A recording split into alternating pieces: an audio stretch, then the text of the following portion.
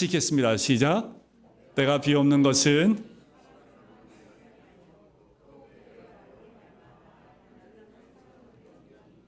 아버지여, 아버지께서 내 안에 내가 아버지 안에 있는 것 같이 그들도 다 하나가 되어 우리 안에 있게 하사 세상으로 아버지께서 나를 보내신 것을 믿게 하옵소서. 내게 주신 영광을 내가 그들에게 주었사오니 이는 우리가 하나 된 것 같이 그들도 하나가 되게 하려 함이니이다. 곧 내가 그들 안에 있고 아버지께서 내 안에 계시어 그들로 온전함을 이루어 하나가 되게 하려 함은 아버지께서 나를 보내신 것과 또 나를 사랑하심 같이 그들도 사랑하시는 것을 세상으로 알게 하려 함이로소이다. 아멘. 초대교회가 처음에 시작했을 때 거의 300~400년 동안 큰 박해 가운데 있었습니다. 그런데 놀라운 건 뭐냐면 로마를 정복하지요. 어떻게 이렇게 가능했을까? 그만큼 우리가 전도를 많이 해서 그랬을까요? 생각해 보건대 그때 당시에는 선교라고 하지만 극히 일부의 사람들만 선교지에 나갔고 선교의 역할을 감당했고 거의 대부분은 박해를 피해서 도망다닌 경우가 많았고 죽임을 당하는 순교하는 경우가 굉장히 많았지요. 목숨을 걸고 선교했던 분들도 있지만 어떻게 이 초대교회의 그 핍박 가운데 로마를 정복할 만큼 복음이 로마 전 지역을 점령할 수 있었을까? 여러 가지 이유와 여러 가지 학설이 있지만 그 가운데 또 하나의 특징은 뭐냐면 초대교회가 세상에 보여주는 특별한 삶의 방식 때문이었다라고 봅니다. 삶의 방식. 오늘 설교 제목도 그리스도인의 삶의 방식이죠. 세상과 다른 삶의 방식입니다. 사람들이 초대교회를 보면서 이것을 발견한 거예요. 초대교회 성도들은 그들이 하는 말보다 그들의 삶을 통해서 삶의 방식으로 기독교와 복음을 세상 앞에 증거했습니다. 그것이 강력한 선교 역할을 감당했던 거지요. 세월이 흐르면서 예수님의 가르침의 기초에서 뿌리를 둔 관습이 생겼고요. 그것을 통해서 구체화된 습관된 삶의 방식이 기독교인들의 모임 가운데 있었다라는 겁니다. 특히 초대교회가 가진 여러 가지 삶 방식 중에서 인내를 주목했습니다. 그 많은 고난과 그 순교 앞에서 인내하고 있는 그들의 모습이 가장 극명하게 나타난 그들의 삶의 방식의 특징이었습니다. 경이로울 정도의 삶의 특징이었다라고 보시면 됩니다. 예수님께서 가셨던 그 인내와 죄인된 인간을 바라보며 인내하시는 그 하나님의 인내하심과 오래 참으심, 그 인내가 모든 그리스도인들 가운데 함께하는 성품이었고 방식이었습니다. 이 초대교회의 성장은 성도들의 삶의 방식인 인내가 가장 큰 몫을 했다라고 보고 있어요. 자, 그렇다면 지금처럼 교회가 성장하지 못하고 있는 오늘 우리나라 그리스도인들의 삶의 방식은 무엇입니까? 오늘 우리 금광교회 성도님들의 삶의 방식은 무엇입니까? 주변에 있는 사람들과 다른, 그리고 여러분들 주변에 있는 다른 가족과 다른 금광교회 가족의 삶의 방식, 그 다름은 어디에 있습니까? 오늘 본문의 근거에서 그 한 가지 삶의 방식을 주목해 보려고 합니다. 특별히 주님께서 십자가를 지시기 전에 제자들과 함께 보낸 마지막 저녁 식사, 그리고 말씀을 나누는 그 장면이 요한복음은 13장 이 세족식부터 시작해서 16장까지 보여주고 있습니다. 특별히 그 가운데 새 계명에 주목함으로써 좀 우리가 함께 보려고 합니다. 주님은 서열 다툼에 여념이 없는 제자들, 누가 크냐 가지고 늘 싸웠던, 그리고 예수님이 십자가를 지기 전날까지도 누가 크냐 가지고 싸웠던 그들의 발을 씻기신 후에 새 계명을 말씀하십니다. 그 새 계명이 요한복음 13장 34절 35절에 나오지요. 우리 오후에는 좀 졸리니까 우리 말씀을 무조건 같이 읽겠습니다. 시작. 새 계명을 너희에게 주노니 서로 사랑하라. 내가 너희를 사랑한 것 같이 너희도 서로 사랑하라. 너희가 서로 사랑하면 이로써 모든 사람이 너희가 내 제자인 줄 알리라. 자, 그날 밤에 예수님이 잡히셨죠. 그 이튿날 십자가에 죽으신 후에야 제자들이 이 말씀이 얼마나 무게감이 있는 말씀인지를 그때 깨달았습니다. 이게 예수님이 남겨주신 유언과 같은 말씀이라는 거지요. 새 계명의 핵심은 이겁니다. 서로 사랑하는 공동체가 되라라는 거였지요. 그리고 너무나 놀랍게도 서로 사랑하는 그 기준이 어디에 있어요? 주님이 우리를 사랑한 것 같은 그 사랑의 만큼 그 기준으로 서로 사랑하라는 거지요. 내가 너희를 사랑한 것 같이 너희도 서로 사랑하라. 주님은 이 세 계명에서 공동체가 세상을 향해 어떠한 영향을 미치게 될지도 말씀하고 있는 거예요. 그들이 가진 서로 사랑이라는 존재 양식은 세상을 향한 그리스도와 복음의 증거가 되리라는 거지요. 세상이 그걸 보고 안다라는 거예요. 세상이 뭘 보고 알아요? 우리가 주님이 우리를 사랑한 것 같이 우리가 서로 사는 모습을 보고 세상이 놀라는 거예요. 어떻게 저런 사람들이 있을까? 어떻게 저런 사람들과 저런 몸이 있을까? 하고 그것을 보기만 해도 예수님을 알 수 있을 만큼의 선교의 역할을 감당하는 공동체의 생활 양식이라는 겁니다. 이것이 존재 양식이었고 이것이 귀한 열매를 맺게 됩니다. 실제로 서로 사랑하는 공동체의 삶은 초기 교회, 초대교회가 세상 앞에 보여준 삶의 방식이었습니다. 그런데 1세기에는요, 여러 가지 모임들이 있었습니다. 그 조합 형식이 여러 가지 직업군과 사업을 중심으로 해서 조합의 형태로 조직이 되어 있는데 이 조합들을 이렇게 불렀습니다. 콜레기아라고 불렀어요. 콜레기아. 이들은요, 어떤 점에서는 교회와 굉장히 흡사한 조직을 갖고 있습니다. 정기 모임을 갖고 있어요. 정기적으로 잦은 모임 방식이 있었고요. 코이노니아라는 명칭을 사용하기도 했습니다. 코이노니아, 우리 교회의 모임을 그때 당시에 코이노니아라고 했죠. 그리고 조합의 임원들의 이름을, 명칭을 감독, 집사라는 칭호를 동일하게 사용했다라는 거지요. 자, 이런 조합들이 하는 일 중에서 가장 중요한 게 뭐냐면 장례를 공동으로 도와주는 상조의 역할이 굉장히 중요했습니다. 그런데 중요한 건 뭐냐면 이들이 자발적 조합이라고 알려진 것과는 달리 회비와 벌금 제도가 있었습니다. 그러니까 뭐예요? 약간 강제적인 측면이 있었다라는 거지요. 회원으로서 정기적 납부를 하지 않을 경우에는 장례에 도움을 받을 수 없었습니다. 하지만 당시의 신흥 종교였던 기독교는 이들의 모임과 달랐습니다. 많은 점에서 로마 제국의 이 콜레기아와는 굉장히 다른 모습을 보였는데 제럴드 시처라는 분이 이때 당시의 교회의 특징을 한 문장으로 이렇게 표현합니다. 교회는 보편적이면서도 특별했고 세계적이면서도 지역적이었으며 크면서도 작았습니다. 다시요. 뭔 말이에요 이게. 다시요. 교회는 보편적이면서도 특별했고 세계적이면서도 지역적이었으며 크면서도 작았습니다. 뭐란 얘기예요? 이게 세계적이란 얘기예요? 지역적이라는 거예요? 크다는 얘기예요? 작다는 얘기예요? 근데 그 모든 걸 다 가지고 있다는 특징을 이야기합니다. 자, 콜레기아는요, 그저 지역이 한정된 모습을 넘어서지 못했습니다. 근데 교회는 특이한 게 뭐냐면 전혀 알지도 못해요. 교회끼리는 가보지도 못한 다른 지역에 있는 교회와 하나가 되어 있습니다. 어떻게 하나가 되어 있을까요? 삶의 존재 양식이 똑같은 거예요. 그러니까 제가 이 지역의 교회 갔는데 여기의 교회 삶이나 저 멀리 있는 다른 지역의 교회 갔는데 똑같아. 지역적인데 어디 가나 똑같아. 세계적이라는 거지요. 보편성을 갖고 있다는 겁니다.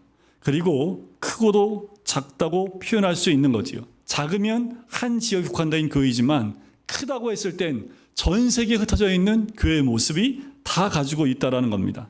또한 그들은 자주 모였고 세상에서의 윤리적 가치관을 공유하는 점이 두드러졌으며 구성원들 간의 유유상종의 기준을 넘어서 그리스도 안에서의 사회 모든 계층과 성별이 모여있다는 특징이 있습니다. 이게 가장 강력한 특징인데 사회 계층에 따라 모였고 콜레기아는 그 부류의 사람들이 모였다고 하면 교회는요 계층이 없습니다. 노예가 모였든 주인이 모이든 남자와 여자가 분별이 없었고 아이들과 과부도 분별이 없습니다. 모든 성별과 모든 사람들이 함께 모여서 함께 하는 그 모습, 그리고 어느 조건도 없이 장례는 모든 성도가 함께하며 함께 울어주고 함께 슬퍼하는 모습이 세상이 봤을 땐 굉장히 특이하게 보인 겁니다. 굉장히 다르게 보인 거예요. 어떻게 저럴 수가 있지? 나와 전혀 피도 섞이지 않은 사람, 그리고 나와 계층이 다른 사람, 노예인데도 노예의 죽음을 함께 장례를 치르고 있는 저 위에 직책이 높은 사람들의 모습을 보면서 이거는 굉장한 충격적인 이들의 모습이었다라는 거지요. 밖에서 보기에는 굉장히 인상적입니다. 교회라는 이 공동체는 세상의 어떤 조직이 흉내를 낼 수 없는 독특한 것이었어요. 그러니까 교회를 쳐다보고 있으면 이게 뭐야? 라는 궁금증이 생겼다라는 거예요. 세상에 바라볼 때 교회의 조직은요, 이상한 조직이에요. 어떻게 저런 게 가능할까 하면서 그들의 삶을 통해서 뭐가 자연히 드러나요? 예수의 향기가 드러나기 시작한 거지요. 교회는 그리스도인들 스스로가 만드는 것도 아니었지요. 우리가 알다시피 예수님께서 승천하신 뒤에 오순절 성령 강림 사건에 의해서 그 공동체는 자신만의 특성을 가지고 시작을 했습니다. 그래서 어떻게 보면 성령 공동체라고도 불릴 수 있습니다. 사도행전 2장에 보면 그 공동체의 특성이 나와요. 자, 사도행전 2장 43절부터 47절입니다. 우리 같이 읽겠습니다. 시작. 사람마다 두려워하는데 사도들도 말미암아 기사와 표적이 많이 나타나니 믿는 사람이 다 함께 있어 모든 물건을 서로 통용하고 또 재산과 소유를 팔아 각 사람의 필요를 따라 나눠주며 날마다 마음을 같이하여 성전에 모이기를 힘쓰고 집에서 떡을 떼며 기쁨과 순전한 마음으로 음식을 먹고 하나님을 찬미하며 또 온 백성에게 칭송을 받으니 주께서 구원받는 사람을 날마다 더하게 하시니라. 자, 성령이 부어주심으로 주님이 말씀하셨던 새 계명을 반영하는 공동체가 만들어진 거예요. 서로 사랑하라는 그 사랑의 공동체가 초대교회의 이 모습으로 딱 등장을 하니까 사람들이 그들의 모임을 보고 칭송하기 시작을 합니다. 이 공동체는 그들이 존재하는 세상인 예루살렘에서 존재 자체로서 이미 엄청난 영향력을 드러낸 거예요. 여러분들, 우리나라도요, 처음에 기독교가 들어왔을 때, 교회가 형성이 됐을 때 이 충격은요, 어마어마했습니다. 요새 이런 얘기 있더라고요. 조선시대를 갈망하는 사람들이 있대요. 조선시대에 들어가서 한번 살아보라고 하면 못 살 겁니다. 조선시대에 노예가 있었지요? 노비가 있었습니다. 조선시대에 무슨 사상이 있었습니까, 그때? 한 번 노예는 영락없는 노예의 노비였습니다. 그런데 교회 가면요, 이게 없어요. 이상하지요. 괴상한 공동체가 모였는데 그래서 이단화시켰고 정말 죽이려고 했습니다. 누가 그럴까요? 선비들이 그랬지요. 그런데 그 모임에 가면 사랑이 있었지요. 여기에 감복해서 왕족이 오기 시작을 했고, 그리고 선비들이 이 사상에 굴복하기 시작을 했고, 어린아이들 그리고 고아와 과부들이 그래서 돌봄받는 걸 보면서 사람의 본성은 바뀌지 않습니다. 그런 환경을 보면 사람들 마음에 감동을 받을 수밖에 없다라는 거예요. 초대교회 당시가 그랬던 거지요. 그래서 온 백성에게 친송을 받으니 주께서 구원받는 사람을 날마다 더하게 하시니라라는 그 말씀이 이루어진 겁니다. 세상은 이런 공동체를 본 적이 없었고요. 이 공동체는 주님께서 새 계명에서 말씀하신 대로 그들의 존재 자체로서 그리스도를 증거하고 있었던 거예요. 여러분들, 우리 존재 자체가 예수님을 증거하고 있는 겁니다. 지금은 복음을 전하기 위해서 타지로 가서 목숨 걸고 복음을 전하는 사람도 있어요. 이때 당시에도 선교하는 사람들이 있었어요. 하지만 거의 대부분의 사람들은 자기 집에서, 가정에서 교회를 형성하면서 그 주변에 있는 사람들에게 그 삶의 방식으로 예수님을 드러내 보이기 시작했다라는 거죠. 예루살렘에서의 초기 전도는 개인적 전도 행위의 열매라기보다는 교회가 공동체로서 세상에 존재함으로써 얻은 열매라고 할 수 있습니다. 자, 그러나 우리는 이 공동체의 탄생에 대해서 성령 강림 사건 이외에도 여러 가지 단서를 추적해 볼 수 있습니다. 바로 주님의 기도예요. 오늘 본문에 나와 있는 사도행전 17장에 나와 있는 이 주님의 기도를 통해서 우리는 주님께서 이 공동체 안에 하나님의 은혜가 어떻게 임했는지를 보여주고 있는 거지요. 오늘 우리가 본문을 읽었는데, 자, 여기서는요, 주님은 당신 자신을 위하여 기도하신 후에, 그것이 1절부터 5절입니다. 그리고 제자들을 위한 기도를 하셨지요. 그것이 6절부터 19절입니다. 그리고 20절부터는 제자들을 통해서 그리스도를 믿게 될 모든 그리스도인들을 위해서도 기도를 하십니다. 그래서 20절에 이렇게 시작하는 거예요. 그들의 말로 말미암아 나를 믿는 사람들도 위함이니라는 말씀이 그것을 가리키고 있는 거지요. 자, 주님이 그들을 위해 기도하신 것은 한마디로 하나 된 공동체가 되는 것입니다. 21절에 보면 그들도 다 하나가 되어 우리 안에 있게 하사 그렇게 기도하셨고요. 22절에 보면 그들도 하나가 되게 하려 함이니이다. 23절에도 보면 그들로 온전함을 이루어 하나가 되게 하려 함은이라고 기도를 하십니다. 주님이 이 기도에는 교회를 향한 주님의 마음이 무엇인지 분명하게 드러나요. 뭐예요? 저번 주에도 설교했지만 하나됨입니다. 하나됨.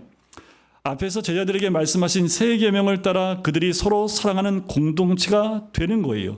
자, 21절에도 보면 그리스도께서 내 안에 내가 아버지 안에 있는 것 같이 그들도 다 하나가 되어 우리 안에 있게 하사라고 하셨고 23절을 같이 한번 읽어볼까요? 23절입니다. 시작. 내가 그들 안에 있고 아버지께서 내 안에 계시어 그들로 온전함을 이루어 하나가 되게 하려 함은 여기까지요. 이 말씀은 하나님께서 삼위 하나님으로 계신 거죠.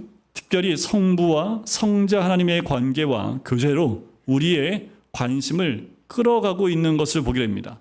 그 하나됨의 기준이 뭐예요? 성부와 성자의 상호 내주하심에 있다라는 거예요. 그래서 계속 오늘 본문에 그 말씀을 절절히 말씀하고 있는 거지요. 자, 여기서 우리는 삼위 하나님 한번 생각해 볼 필요가 있어요. 제가 신학교 가서 다 뭐 공부를 잘한 건 아니어서 다 이해는 못합니다. 근데 가장 이해가 안 되는 게 삼위일체론입니다. 이렇게 말씀드리는 게 답입니다. 이해가 안 돼요. 이해가 되면 제가 하나님입니다. 삼위 하나님을 이해할 수 있으면 교수님들도 그래요. 더 이상 묻지 마라.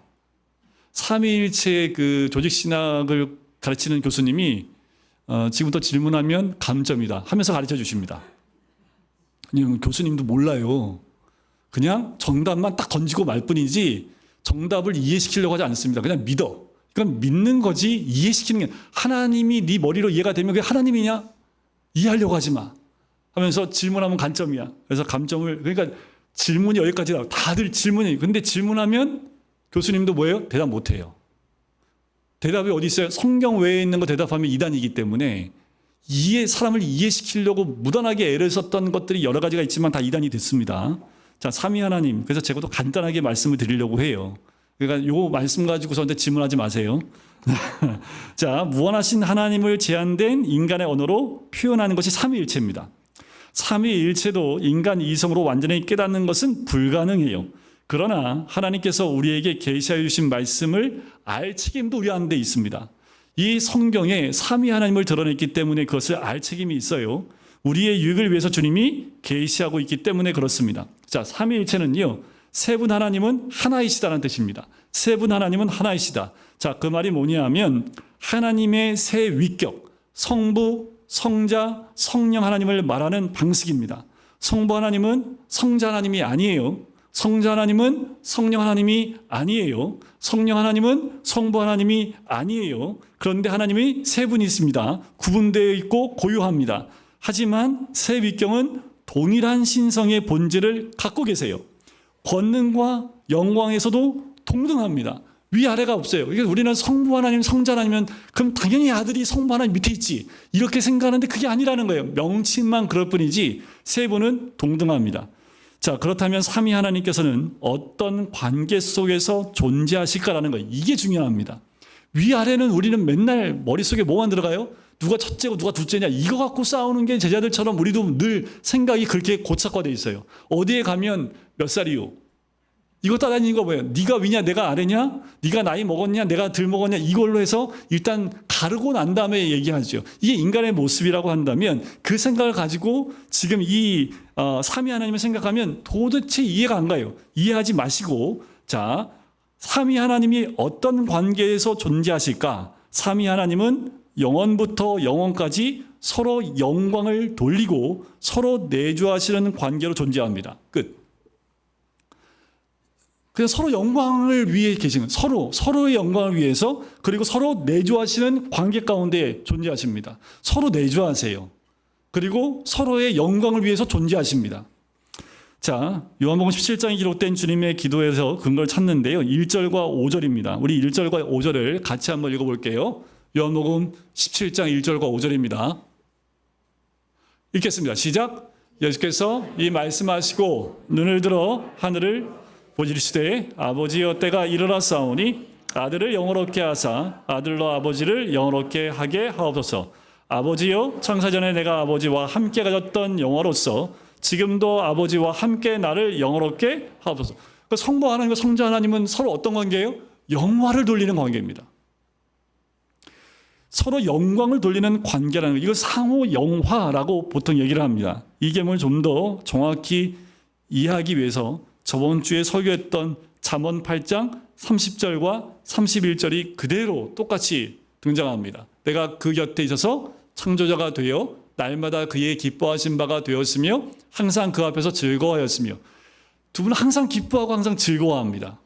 사람이 거처할 땅에서 즐거워하며 인자들을 기뻐하였느니라. 여기서 화자는 성자이시죠. 성자께서 성부 곁에서 창조자가 되어 날마다 성부를 기뻐하시는 대상이 되었고 또한 성부 하나님을 즐거워하셨다라는 거예요. 성부와 성자의 관계에 대해서 설명해주고 있는 거예요. 이 말씀은 서로 상호간의 영화가 어떻게 이루어지는지를 보여줍니다. 근데 우리가 이해를 못하는 건 뭐냐면요, 100% 이해할 수 없는 것은 우리의 머리책에는 이게 불가능해요. 저의 존재가 제 아내의 영광을 위해서 존재한다는 게 여러분들 이해가 가십니까? 저는 제 아내의 영광을 위해서 존재하는 사람입니다. 제 아내는요, 남편의 영광을 위해서 존재하는 거예요. 우리가 그렇게 할 수 있어요, 없어요? 자, 그 다음을 볼게요. 자, 이 말씀을 통해서 성부 하나님과 성자 하나님과의 관계성을 이렇게 설명하고 있는 거예요. 서로 영화롭게 하는 거예요. 서로를 무한히 기뻐하고 영원히 즐거워하는 거지요. 성부 하나님과 성자 하나님은 이 기쁨 충만한 교제를 통해서 완전한 영광을 영원토록 누리고 계신 거예요. 이게 세 분의 존재의 양식입니다. 그러니까 서로의 기쁨과 즐거움이 되는 그 관계, 이게 상상이 되세요? 뭐 경험해봐야 상상을 하지요. 그러니까 아주 조금, 여러분들 그 관계를 조금은 맛보아 알 수 있을지 모르지만 이게 영원하다라는 것에 대해서는 우리가 이해할 수가 없겠지요. 자, 이 성부 하나님과 성자 하나님 사이에 이루어지는 이 기쁨 충만한 완전한 교제로부터 성령님께서는 사랑의 영으로 영원토록 나오십니다. 말하자면 성부와 성자 하나님은 성령 하나님 안에서 형연할 수 없는 교제를 통해서 서로 안에서 서로와 함께 서로를 통해서 영광을 누리시는 겁니다. 이해 안 하셔도 됩니다. 이것을 상호 내주라고 말씀한 거예요. 상호 내주. 이게 상호 내주하기 때문에 이게 가능한 겁니다. 그래서 삼위 하나님께서 영원부터 영원까지 존재하는 방식이 상호 내주하는 방식이고 이것이 기쁨, 영원한 기쁨이며 서로에게 영광이 되어지는 존재 양식입니다. 그래서 삼위 하나님은 공동체로 존재하신다는 말이 되는 거예요. 자, 이런 공동체로 존재하시는 삼위 하나님 안에서 흘러넘치는 완전한 기쁨으로 하나님이 뭘 창조하신 거예요? 공동체를 창조하신 거예요. 그게 아담과 하와입니다. 아담과 하와, 죄 짓기 전에 아담과 하와에게는 이런 즐거움과 기쁨과 그 영광이 그대로 흘러간 거예요. 처음에 아담 만들었기 때문에 혼자 독점한 것이 너무나, 그래서 저번 주에 설명해 드렸지만 그래서 어쩔 수 없이 하와를 만들어 준 것이 아니라 하나님의 계획에는 공동체였습니다.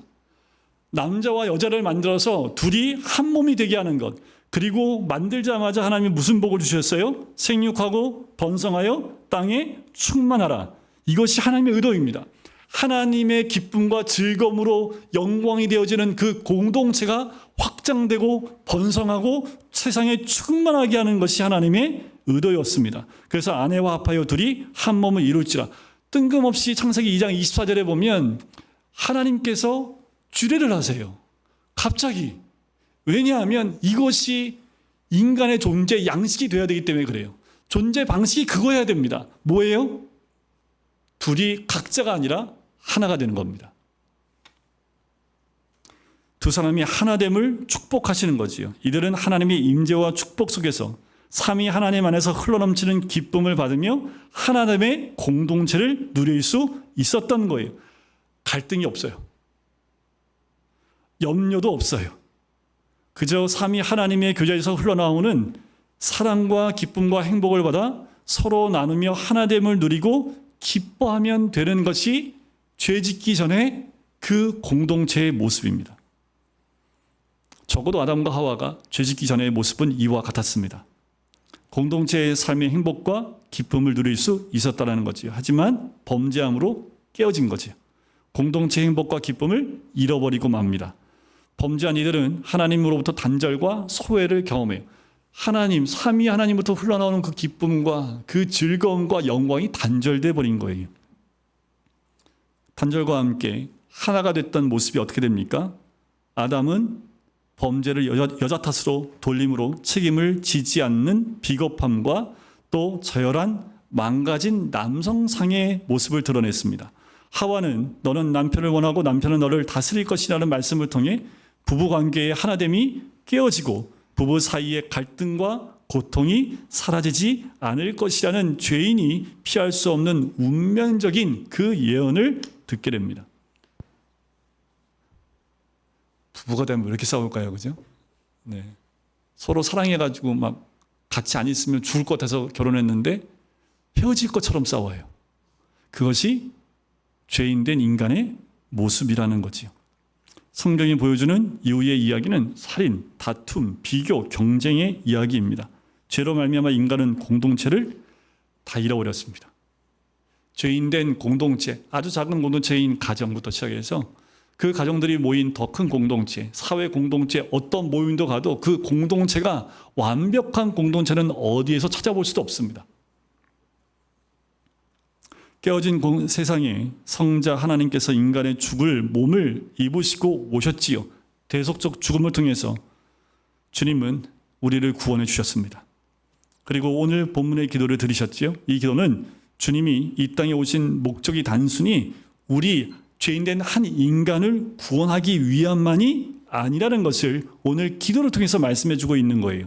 주님의 이 기도는 성부 하나님께서 세상에 성자 하나님을 보내신 궁극적인 의도를 잘 보여주고 있습니다. 그게 뭐라고요? 공동체입니다. 신앙생활에 공동체 없이 혼자 신앙생활, 이거는 말이 안 돼요. 그건 존재하지 않습니다. 그래서 가나안 성도는 없어요. 일시적인 상처나 일시적인 어려움으로 인해서 교회에 나오지 못하는 가나안 성도가 있을 수 있지만 신학적으로 가나안 성도가 인정되는 신학은 없습니다. 성경에서는 그걸 얘기하지 않고 있기 때문에 그래요. 어떤 공동체입니까? 새 계명대로 서로 사랑하는 공동체입니다. 그러니까 우리 공동체가 가야 될 방향성이 어디인지, 하나님이 다시 구속하여 우리 공동체를 만들려고 하는 목표가 무엇인지를 봐야 되는 거지요. 바로 21절에 다시 한번 보면 아버지께서 내 안에 내가 아버지 안에 있는 것 같이 그들도 다 하나가 되어 우리 안에 있게 하사. 이게 이루어지는 공동체입니다. 이게 가능한 것은 예수님이 우리 위해 죽으셨고 또 우리의 모든 죄를 구속하심을 통해서 우리 깨어진 공동체의 모습이 다시 이와 같이 회복되기 원하신 거고, 22절 보면 우리가 하나 된 것 같이 그들도 하나가 되게 하려 함이며, 23절 내가 그들 안에 있고 아버지께서 내 안에 계시어 그들로 온전함을 이루어 하나가 되게 하려 함이니. 이게 처음 하나님이 창조하셨을 때의 인간 공동체의 모습이라는 거지요.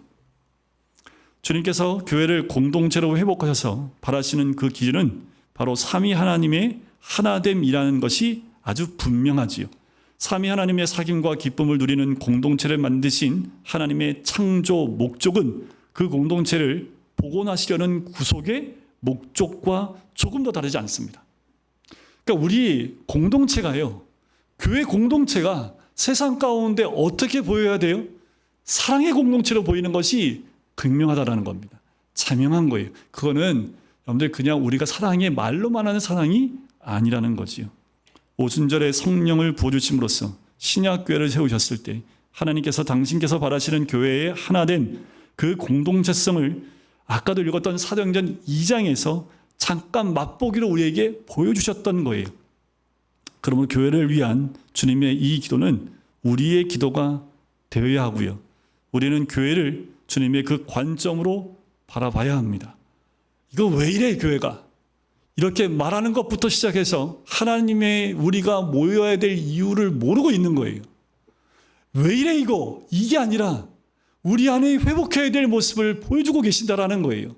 왜 이래라고 얘기하기 이전에 나로 하여금 이 공동체에서 이 공동체를 회복하게 하시는 이유가 뭐고 우리가 어떠한 삶의 방식을 원하시는지를 묵상해보고 우리가 이번 기회에 다시 한번 주님 안에서 이 공동체를 회복해 나가야겠다라고 목적을 정확히 가지고 나가지 않으면 공동체에 있다 왔다 갔다 하는 거 별 차이가 없습니다. 우리 교회 공동체에 왔다면 이 공동체의 모습을 경험하고 또 나아가서 또 다른 공동체에서 그 경험된 공동체를 이루어가는 거지요.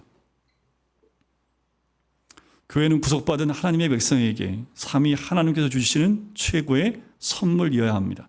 교회의 하나됨과 공동체성의 성 속에서 성부와 성자 하나님의 교제의 기쁨을 성령 안에서 맛보며 살아가도록 그렇게 하는 거지요. 그래서 주님은 새 계명을 주시며 서로 사랑하라 말씀하신 거예요. 서로 사랑하라. 왜냐하면 서로 사랑하는 것이야말로 우리가 부름받은 유의이고 구속의 은혜를 받은 우리의 소명이기 때문입니다. 그래서요, 여러분들 교회 오시는 분들 보면 헌신되고 자기 시간을 헌신하고 뭐 교회가 나면 떡이 나와요, 쌀이 나와요. 떡, 쌀 다 나오잖아요. 오늘도 떡 먹었고, 오늘 쌀 먹었고, 우리 어머니가 항상 하셨던 말씀입니다. 뭐 교회 가면 떡이 나오냐, 쌀이 나오냐, 그럼 저는 항상 교회 가면 쌀은 나와요. 그러면 네, 항상 얘기했는데, 근데 교회 나오면 떡, 쌀 중요한 게 아니죠. 먹는 게 중요한 게 아니에요. 이 공동체 안에서 하나님이 회복하시려고 하는 그 공동체의 목표, 그것을 이루어가는 것이 우리들의 모습입니다. 주님의 제자들은 주님의 새 계명을 따라 서로 사랑하는 공동체로 살아가는 사람들이에요. 주님의 제자들은 공동체로 존재하는 새로운 삶의 양식을 받아 살아갑니다. 그들은 홀로 살아가지 않았습니다. 여러분들 모여서 있으면 다 순교할 정도로 그렇게 어려운 시대 가운데에도 그들은 모였어요. 모였다가 걸리면 다 처형당했을 순교당하는 그 로마 시대에도 그들은 모였습니다. 왜 모였을까요? 그냥 혼자 기도하고 하나님께 예배하고 그렇게 죽으면 천국 갈 텐데 그렇게 목숨을 걸고 모였던 이유가 뭐예요? 그 공동체 회복입니다. 예수님이 말씀하셨던 그 공동체가 회복돼야 되기 때문에 그들이 모인 거지 죽는 게 별 문제가 안 돼요. 죽는 게 뭐예요? 어차피 늙어 죽든 순교해서 오늘 잡혀가 죽든 어차피 죽는데 그게 무서운 것이 아니라 하나님의 지상 명령인 공동체성의 회복이 우선이었기 때문에 당장 잡으러 오는데도 그 모임이 계속 진행되는 거예요. 교회 공동체가 떠나지 않는 거예요. 그 안에서 서로 사랑하는 거예요. 서로를 위해서 헌신하는 모습이 등장하는 거지. 우리에게는 구원받기 전에 살아가던 삶의 관습대로 혼자 살아가려는 습성이 남아 있습니다. 이것 때문에 공동체에 자꾸 트러블이 생기는 거예요. 혼자가 더 편하지요. 우리 가족만 있으면 편하잖아요. 근데 가족과 가족만 모이면 가족이 서로 달라. 그래서 불편해. 그래서 그냥 우리는 금강교회 나오지만 그냥 뭐 수련회 굳이 갈 필요 뭐 있어? 그냥 우리만 따로 뭐 그래도 뭐 별다른 다른 게 있어? 왜 굳이 목사님 그렇게 끄집어 들여가지고 막 가정들 모아가지고 이렇게 힘들게 하시냐고 그냥 내버려둬도 가정 안에서 예배드리고 다 할 텐데 뭐처럼 그러냐고요. 하나님이 하시래잖아. 여러분들 하시래잖아요. 그게 그렇게 해서 공동체 안에서 서로 북적북적 하래잖아요. 그리고 서로의 연약함을 보고 그걸 감싸 안고 서로 사랑하는 법을 배우래잖아요. 그게 공동체성의 회복이라는 거지요. 다 부족해요. 저는 완벽합니까? 부족해요. 서로 사랑하는 주님의 새 계명을 순종하며 살아가려고 하지만 너무나 부족한 우리 자신을 보는 거죠. 여전히 사랑받기만을 원하는 우리의 모습이지요. 그러나 삼위 하나님의 은혜는 이런 우리를 조금씩 바꿔가는 거예요. 바꿔갑니다. 사랑받기만을 원하는 존재에서 사랑하는 존재로 바뀌는 거예요. 예수를 믿어요. 예수님께 은혜를 받아요. 그러면 그 은혜 받은 거 어디에 쏟아부어요? 공동체예요. 은혜를 받았는데 혼자 신앙생활하니까 이거 뭐 어떻게 해요? 그런 사람도 어떻게 하는 줄 아세요? 밖으로 뛰쳐나갑니다. 감당 못하기는 뛰쳐나가서 복음 전합니다. 그리고 공동체를 또 만들어요. 그것이 당연한 신앙인들의 모습이지. 교회는 실종 양식이고 존재 방식입니다. 이것은 존 지지 울러스라는 분이 한 말인데, 우리는 각자 자신의 위치에서 사랑하라고 부름 받은 존재들입니다. 여러분이 거듭난 주님의 자녀라면 여러분은 서로 사랑하라는 새 계명에서 제외될 수 없습니다. 성부와 성자 하나님이 사이에 영원히 누리시는 그 기쁨과 행복을 맛보게 하시려고 우리에게 교회를 주신 거예요. 여러분, 우리 교회 공동체 안에서 이것을 맛보셔야 합니다. 이것을 맛보고 하나님, 삼위 하나님이 누리시는 그 은혜, 그 기쁨, 그 즐거움을 이 공동체 안에서 함께 누리는 거지. 금강교회 우리 성도 여러분은 서로 사랑하고 계십니까? 주님께서 우리를 사랑하신 것처럼 교회 안에 하나님께서 주신 형제와 자매를 사랑하고 계십니까?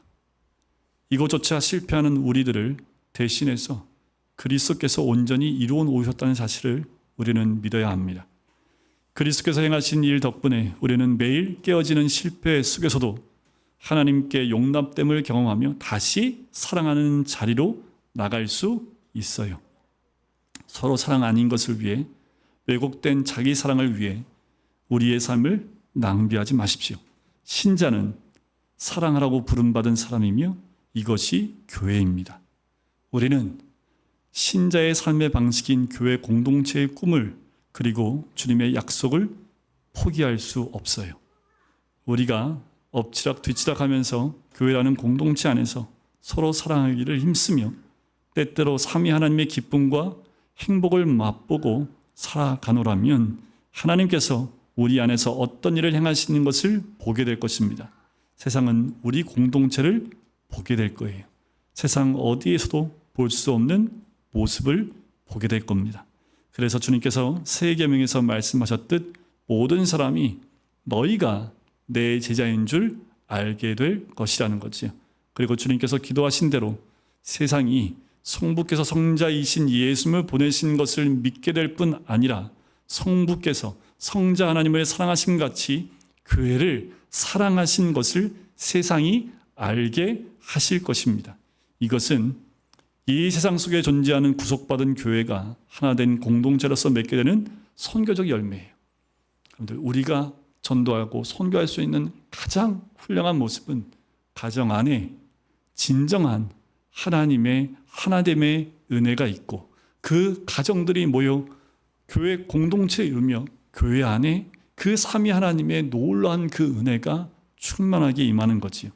우리 구주 예수 그리스도께서 당신의 보배로운 피를 흘려 우리에게 세워주신 교회를 우리는 포기할 수 없습니다. 그래서 우리는 주님께서 주신 새 계명을 따라 오늘도 서로 사랑하는 것, 그것이 우리의 목표가 되어야 되고 우리 공동체의 모임의 목적이 되어야 하는 거지요. 그리고 주님을 따라 같이 기도하는 겁니다. 하나님 아버지께서 그리스도 안에 계시고 그리스도께서 하나님 아버지 안에 계시듯 저희도 온전함을 이루어 하나가 되어 삼위 하나님 안에 있게 하옵소서. 이것이 또한 우리의 기도가 되어야 될 줄 믿습니다. 여러분들, 우리의 삶의 존재 양식, 우리 그리스도인의 삶의 방식, 그것이 가장 강력한 전도와 선교의 힘입니다. 우리 안에 주님의 사랑이 얼마나 크게 부어졌는지 우리는 깨달아야 합니다. 예수님의 그 사랑은 이 세상 그 어떤 곳으로도 감당할 수 없는 사랑을 받은 우리들이기에 그 사랑이 나로 하여금 우리 가정의 공동체에 드러날 때 그 모습이 가장 강력한 전도의 모습이고 선교의 모습이 될 줄 믿습니다. 우리 공동체가 주님이 원하시는 교회 공동체로 다시 세워지기를 주님의 이름으로 간절히 축원드립니다.